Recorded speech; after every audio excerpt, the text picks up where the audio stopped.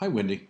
Before we talk about your short writing bee, I want to take just a minute and take a glance at the actual assignment for short writing bee. So here it is. For short writing bee, I'd like you to write a one-page essay in which you tell me about someone you know who's worked hard and has gotten ahead. And then I go on to tell you that I go on to ask you, what did they do that was such hard work? In what way have they gotten ahead? Give concrete examples of how hard they worked and provide evidence that they've actually gotten ahead. So before you started writing, you might have sat back and said, what will I have to do to get a good grade on short writing B? What are the basic things that I'll have to do in this paper?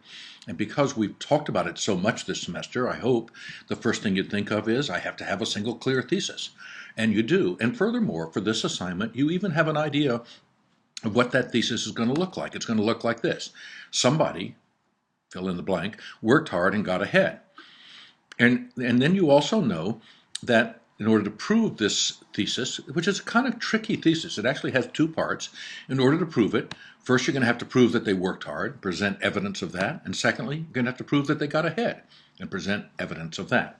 So there's what you need to do a good job on this paper. Let's see how you did. Let's take a look at your actual paper. Here it is.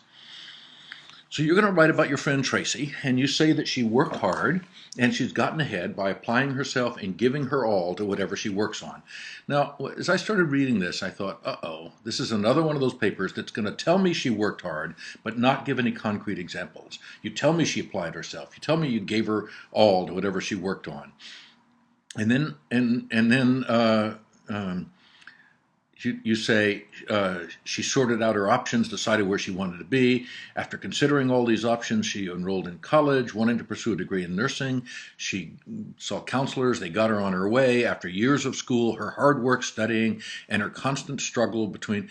And I think, this is all, you're telling me that she worked hard again. She did hard work studying, and she constantly struggled with her school and family. And you go on in the next sentence to say, she worked hard. She worked and studied hard to be able to provide a better life. And all of that is just you stating your opinion. It's not wrong to have it in there, but it would be wrong if you thought that was concrete examples. And then look where you go next, Wendy. This is what I really liked about your paper. You then give me some concrete examples. I remember while we were having a party watching the Ravens game, she was sitting at her table with her textbooks open and studying. She would always carry her textbooks and a notebook around with her everywhere. So there's two concrete examples, and I was so pleased when I came to that, because the first part of the paper sounded like you weren't going to do that, and then you really did a great job of it.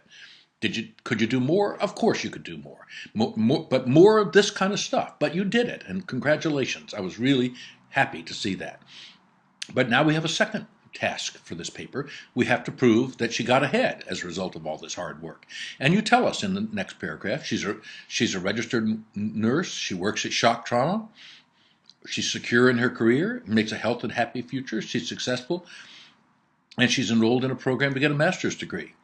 Again, you could be a little more concrete about being an RN and what an honor that is, and how shock trauma is one of the best places for an RN to work and the hardest to get into. And you could add a little more concrete, but you did a great job there of actually showing me that she got ahead as a result of all that hard work.